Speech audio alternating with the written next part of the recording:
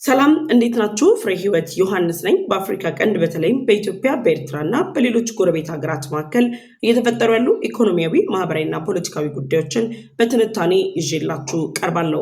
በተለይም ደግሞ ከኢትዮጵያ ቀይ ባህር ጥያቄ ጋር ተያይዞ የሚነሱ ሀሳቦች ላይ አተኩራለሁ። በዛሬው ቆይታችን በሶስት አንኳር ጉዳዮች ላይ አብረን ቆይታ የምናደርግ ይሆናል። የመጀመሪያው ቀዳሚ አጀንዳችን የሚሆነው ኢትዮጵያ አሰብ ወደብን በታሪክና በህግ ባለቤት መሆኗን ተከትሎ አሰብ ወደብን በማስመለስ የቀይ ባህርን ለመቀላቀል ከምታደርገው ጥረት እንዲሁም ደግሞ የባህር ኃይሏን የማስፈር እቅዷ በተጨማሪ ኢትዮጵያ የአሰብ ወደብን በእጇ የምታስገባበት ወሳኝና ማህበራዊ ቁልፍ የሆነ ጉዳይ ታውቋል።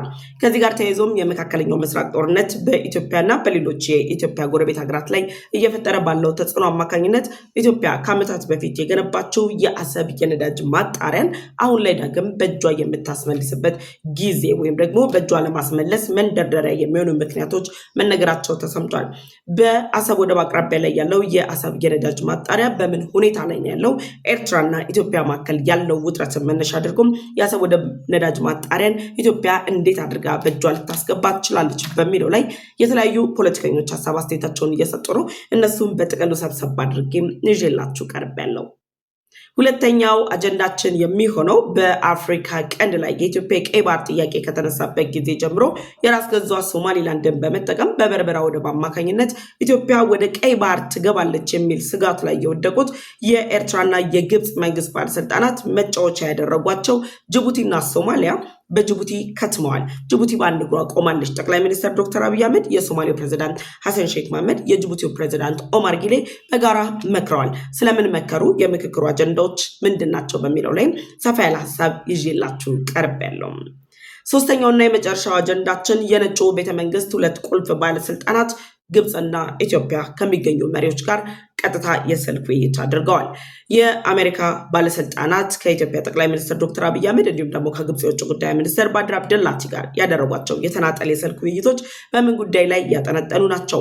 ግብፅ አቋሟንስ ምን ላይ ያስቀመጠች? ኢትዮጵያ በአፍሪካ ቀንድ ከዛም ደግሞ አሁን ላይ ባለው የቀይ ባህር እንቅስቃሴ ላይ ያላት ሚናና የአሜሪካ ለኢትዮጵያ ያላት ድጋፍን በተመለከተ መረጃ ይዤላችሁ ቀርቤያለሁ። ለዩቲዩብ ቻናል አዲስ ከሆናችሁ የደወል ምልክቷን ተጭናችሁ ቻናሌን ሰብስክራይብ በማድረግ ቤተሰብ እንድትሆኑ ጋብዛችኋለሁ። ቻናሌን ሰብስክራይብ አድርጋችሁ ቤተሰብ ከሆናችሁ ደግሞ ላይክ እና ሼር በማድረግ ለወዳጅ ዘመዶቻችሁ እንድታጋሩ ጠይቃችኋለሁ። ወደ ቀዳሚ መረጃም ተሻገርኩኝ። አብራችሁን ቆዩ። የመጀመሪያው ቀዳሚ አጀንዳችን ኢትዮጵያ በታሪክና በሕግ ባለቤት የሆነችበት የአሰብ ወደብን ዳግም ለማስመለስ በዲፕሎማሲያዊ መንገድ ከኤርትራ መንግስት ባለስልጣናት ጋር ንግግሮችን ለማድረግ ፈቃደኛ ሆና ባለፉት ጥቂት ዓመታት የተለያዩ እንቅስቃሴዎች ተጠናክረው ቀጥለዋል። ኢትዮጵያ እያነሳች ያለችው የዲፕሎማሲ ሀሳብን አንቀበልም ያሉ የኤርትራ መንግስት ባለስልጣናት ደግሞ የሁለቱ ሀገራትን የአሰብ ወደብን እንዲሁም ደግሞ የኢትዮጵያን የቀይ ባህር ጥያቄ መነሻ አድርገው ወደ ለየለት ጦርነት ለመግባት የሚያደርጉትን እንቅስቃሴም አጠናክረው ቀጥለዋል። በኢትዮጵያና በኤርትራ መካከል ያለው አሁናዊ ውጥረት እየተባባሰ መጥቶ ወደ ለየለት ግጭት ያመራል የሚሉ የተለያዩ መረጃዎችን እነ ክላሽ ሪፖርት ደን ደግሞ ክራይሲስ ግሩፕ ሌሎችም ዓለም አቀፍ የሚዲያ ተቋማት ከዛም በተጨማሪ ደግሞ ፖለቲከኞችና ታዋቂ የምንላቸው ግለሰቦች ጭምር ሀሳባቸውን እያስቀመጡ ይገኛሉ። የኢትዮጵያ ጦር የፊት አመራሮች ከዚህ ቀደም አሰብ ላይ ኢትዮጵያ በታሪክ የነበረችበት ባለቤት የሆነችበት የደምና የአጥንት ዋጋ የተከፈለበት ከዛም በተጨማሪ ደግሞ ኢትዮጵያ በዲፕሎማሲያዊ መንገዶች አሰብን ዳግም በእጇ የምታስገባበት አማራጮችን በመጠቀም የአሰብ ወደብ ላይ የወደብ አገልግሎት ከመጠቀም ባለፈ የባህር ኃይሏን ለማቋቋም የሚያስችላትን እንቅስቃሴ እያደረገች መሆኑን ገልጸዋል። ከናም በተጨማሪ ደግሞ ኢትዮጵያ በዲፕሎማሲያዊ መንገድ ዓለም አቀፉ ማህበረሰብ በማሳመንና ህጎችን እንዲሁ ደግሞ የታሪክ ማስረጃዎችን ጭምር በማቅረብ አሰብ ወደብ ላይ የተለያዩ እንቅስቃሴዎችን እያደረገች ባለችበት በዚህ ወቅት ላይ በኢትዮጵያና በኤርትራ መካከል ያለው ውጥረት እየተባባሰ መጥቶ ወደ ለየለት ግጭት ሊያመራ ከጫፍ ደርሷል።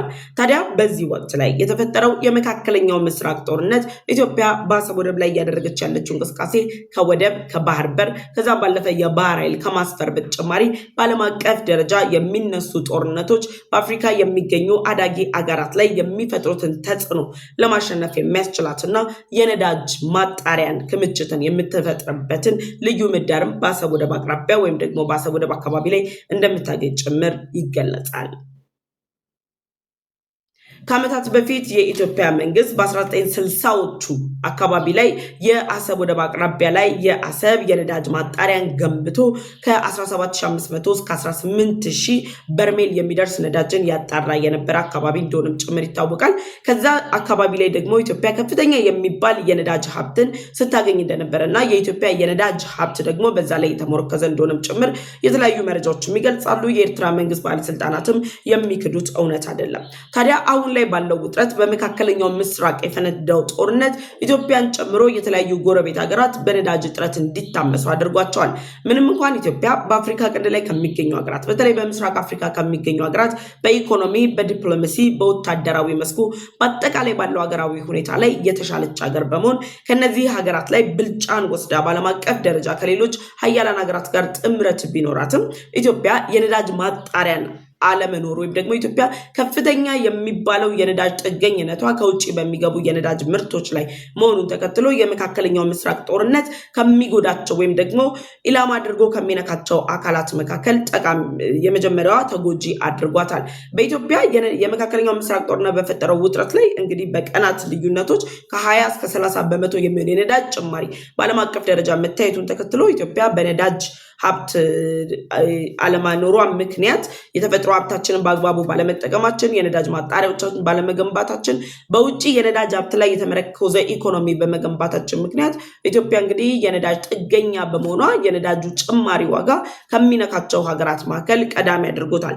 በዚህ ውጥረት ላይ ኢትዮጵያ አሁን ላይ ባለው የስትራቴጂክ ኢነርጂ መፍትሄን የምታገኝበት ከዚህ ቀደም እንዳልኳችሁ ኢትዮጵያ አሰብ ወደብ ላይ እያነሳች ያለችው ጥያቄ የቀይ ባህር ስትራቴጂካዊ አጋር የመሆን ጥያቄ ከዛም በተጨማሪ ደግሞ ኢትዮጵያ ሉዓላዊ ሀገርነቷን አስጠብቃ የ130 ሚሊዮን ህዝብን ጥያቄ በመመለስ የወደቡ አካል የቀይ ባህር አካል ለመሆን የምታደርገውን ጥረት ምላሽ ለማግኘት እያደረገች ያለችው እንቅስቃሴ በተጨማሪ አሁን ላይ የአሰብ የነዳጅ ጣቢያን በእጇ ማስገባቷ የኢትዮጵያን ስትራቴጂክ የኢነርጂ መፍትሄ ተደርጎ የሚወሰድ ነው።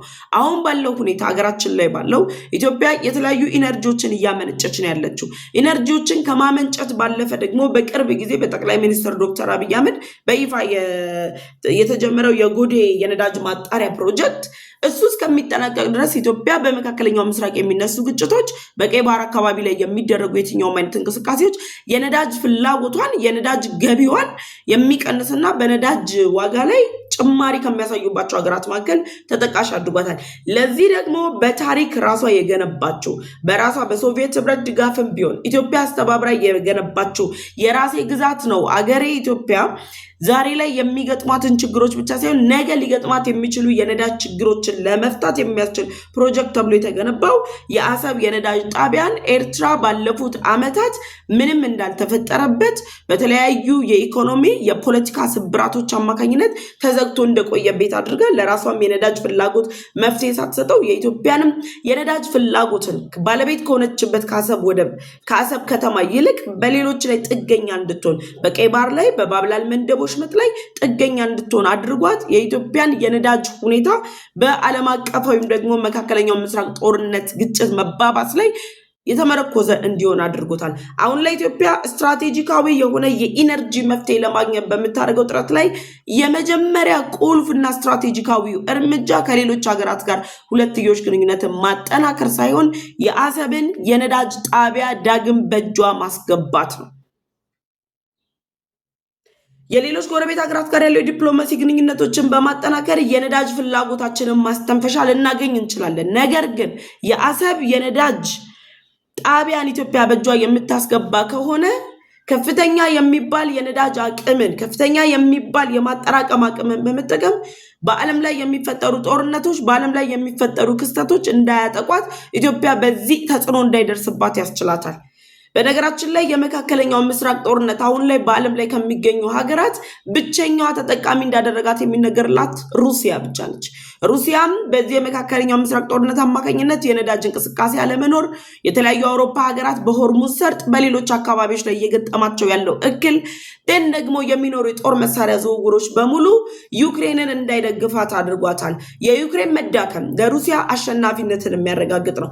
ከዛ ውጪ በተቀረው ዓለም ላይ ያለ የትኛው የትኛውም ሀገር የመካከለኛው ምስራቅ ጦርነት ገፈት ቀማሽ ነው። ለዚህም ነው ኢትዮጵያ ባለው የነዳጅ አካሄድ ላይ በነዳጅ ኢኮኖሚዋ ላይ የራሱን የሆነ ኢምፓክት የሚያሳድረውን የነዳጅ እንቅስቃሴን ለመገደብ የአሰብ የነዳጅ ጣቢያን በእጇ ማስገባት ይጠበቅባታል። የነዳጅ ዋጋ ከ15 እስከ 30 በመቶ ጭማሪን አሳይቷል። ኢትዮጵያ ልንክደው የማንችለው በዓለም አቀፍ ደረጃ ከፍተኛ የሚባል የነዳጅ አስመጪ ሀገራት መካከል ተጠቃሽ ነች። ነዳጅ ማስመጣቷ ብቻ ሳይሆን የኢትዮጵያ መጥፎ ጎን ኢትዮጵያ አንድም እንኳን የነዳጅ የማጣራት አቅም አለመገንባቷ ነው።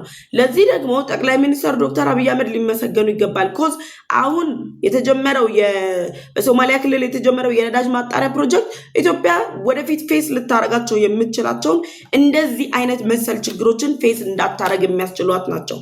ነገር ግን አሁን ላይ ስትራቴጂካዊ የሆነ የኢነርጂ መፍትሄ ለማምጣት ኢትዮጵያ የአሰብ የነዳጅ ማጣሪያን በእጇ ማስገባት ግድ የሚላ ጉዳይ ነው። ኢትዮጵያ የአሰብ የነዳጅ ማጣሪያን በእጇ ባለመስገባቷ ምን ነገሮች እያጋጠሟት ነው? የመጀመሪያው የኢኮኖሚ አለመረጋጋት ውስጥ ትገባለች። የዓለም የነዳጅ ዋጋ ሲጨምር ኢትዮጵያ ውስጥ የነዳጅ ጭማሪ ያሳያል። 3 ብር 2 ብር አካባቢ ጨምሯል የሚሉ መረጃዎችም እየወጡ ስለሆነ ሌላኛው የዋጋ ግሽበት ያስከትላል። አሁን ላይ ባለው የኛ ሀገር ኢኮኖሚ አሁን ላይ ባለው ሀገራዊ እንቅስቃሴያችን የዋጋ ግሽበት ግብፅን ከፈተናት በላይ ኢትዮጵያ ላይ የዋጋ ግሽበት የሚፈጠር ከሆነ እጅግ የምንፈተንበት ሁኔታ ነው ያለው። ኦፍ ኮርስ የተለያዩ ምርታማነታችንን አሳድገናል። የተለያዩ ፕሮጀክቶችን ገንብተን ጨርሰናል። ነገር ግን የዋጋ ግሽበት ከተፈጠረ ሀገራችን ያንን የምትቋቋምበት አቅም እስከማይኖራት ድረስ ሊያዳክማት ይችላል። ስለዚህ የመካከለኛው ምስራቅ ጦርነት መቆም ብቸኛ አማራጭ ነው። ጦርነቱ የማይቆምና የሚቀጥል ከሆነ ግን ኢትዮጵያ የአሰብ የነዳጅ ማጣሪያውን በእጇ ዳግም ማስገባቷ ስትራቴጂካዊ የሆነ የኢነርጂ መፍትሄ ነው።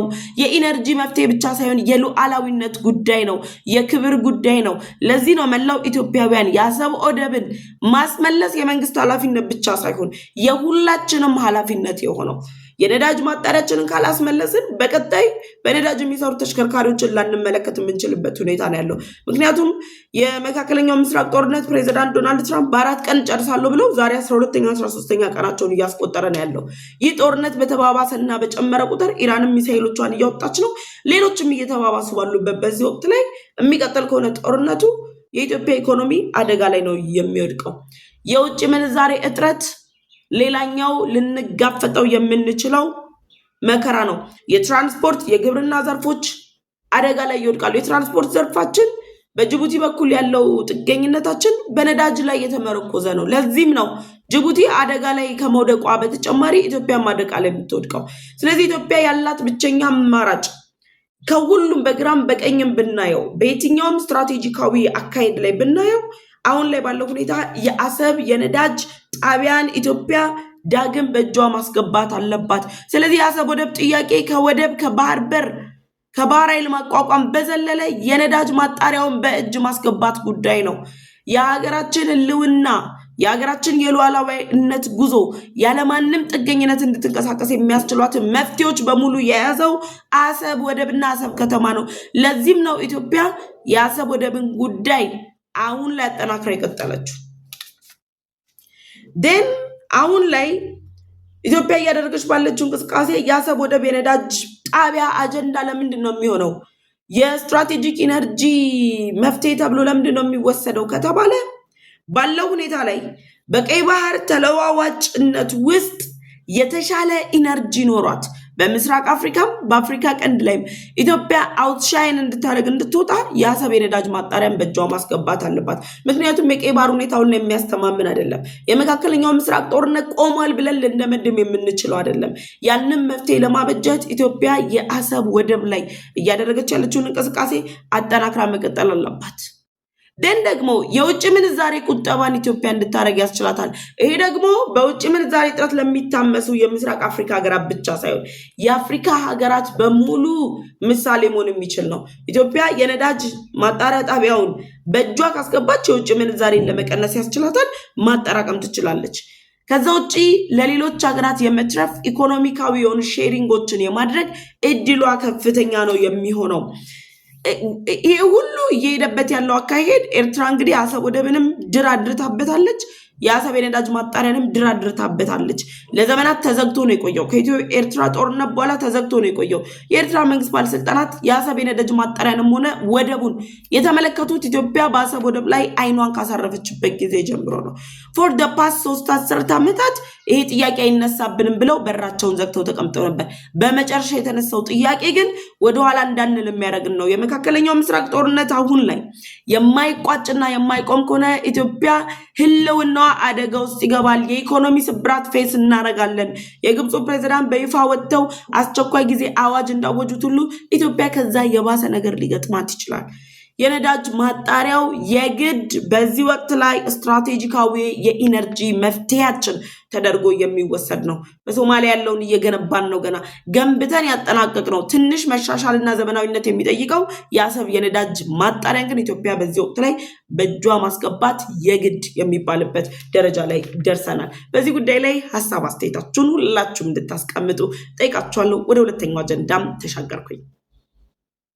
ሁለተኛው አጀንዳችን ጅቡቲ በአንድ እግሯ ቆማ ነው እንግዲህ ያደረችው። በአፍሪካ ቀንድ ላይ ያሉ ሀገራት እነ ኤርትራና እነ ግብፅ ኢትዮጵያ ላይ እየቀመሩት ያለው ቀመር ኢትዮጵያን ወደ ታች ለመጣል በሚያደርጉት ጥረት ላይ ጅቡቲን አንደኛዋ መጠቀሚያ ካርታቸው አድርገው እየተጫወቱ ነው የሚገኙት።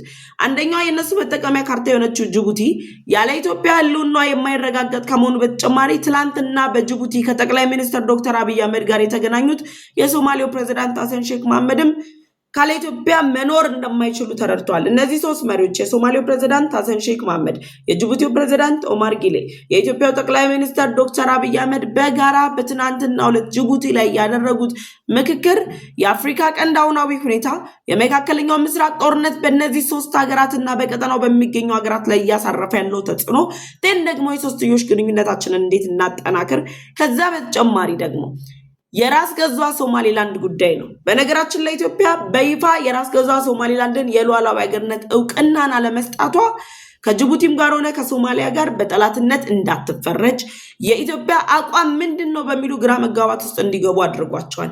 ለዚህም ነው ኢትዮጵያ አሁን ላይ ባለው እንቅስቃሴ የራስ ገዟ ሶማሊላንድን የሉዓላዊ ሀገርነት እውቅናን ከሚደግፉት ከእስራኤል እና ከተባበሩት አረብ ኤምሬት ጋር በጋራ እየሰራች ነው ያለችው። አሜሪካም ራስ ገዟ ሶማሊላንድ ላይ ያላት ፍላጎት ይታወቃል። በጋራ እየሰራች ነው ያለችው። በተቃራኒው ደግሞ የራስ ገዟ ሶማሊላንድን የሉዓላዊ ሀገርነት እውቅናን በመቃወም ስትራቴጂካዊ የሆነ ሚናችን ይወሰድብናል እያለች ካለችው ጅቡቲ ጋር ኢትዮጵያ ሁለትዮሽ ግንኙነቷን ለማጠናከር እየሰራች ነው ያለችው።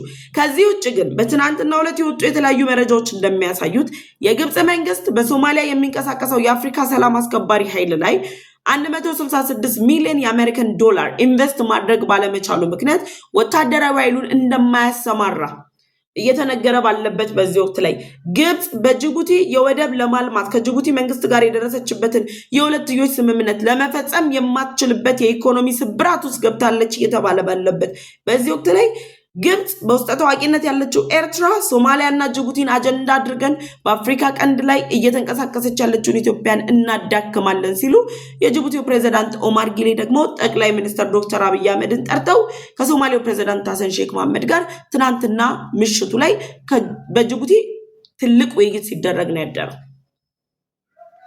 ጅቡቲ እያደረገች ያለችው የስትራቴጂካዊ አካሄድ የመካከለኛው ምስራቅ ጦርነት የኢትዮጵያን እንቅስቃሴ የሚገታ ከሆነ ተጎጂ ናት። የኢትዮጵያ ኢኮኖሚ የሚዋዥቅ ከሆነ ጅቡቲ ልታገኘው የሚገባው የኢኮኖሚ ጥቅም የሚዋዥቅ ነው።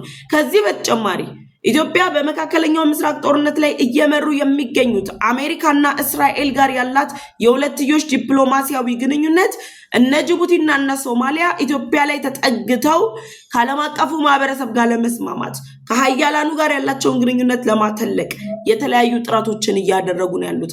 በዚህ አካሄዳቸው ጅቡቲ፣ ሶማሊያና ኢትዮጵያ የፈጠሩት ጥምረት ግብፅና ኤርትራን የሚያንሳፍፍ በእርስ በርስ ግጭት እየተናወጠች ያለችውን ሱዳንን ጭምር አደጋ ላይ የሚጥል ነው። የሱዳን ጉዳይ በአሜሪካ ተያይ ያበቃለት ጉዳይ ነው። ምክንያቱም አሜሪካ በሱዳን አሁን ላይ የተለያዩ እርምጃዎችን እየወሰደች ነው ያለችው። ማስጠንቀቂያ ከመስጠት ባለፈ በሽብርተኝነት ፈርጃለሁ ከማለት ባለፈ ከፍተኛ የሚባሉ የሱዳን እርስ በርስ ጦርነት ላይ እየመሩ ያሉ የጦር ጀነራሎችን ጭምር እርምጃ እየወሰደች ባለችበት በዚህ ወቅት ላይ ጦርነቱን ካልቋጩም እርምጃ እንደምትወስድ ባስጠነቀቀችበት በዚህ ጊዜ ላይ ኢኮኖሚያዊ ስብራት ውስጥ ያለችው ግብጽ ከዓለም አቀፉ ማህበረሰብ የተገለለችው ኤርትራ ኢትዮጵያን፣ ጅቡቲና ሶማሊያን ይዘው መጫን እንደማይችሉ ያረጋገጠ ጉብኝት ነው።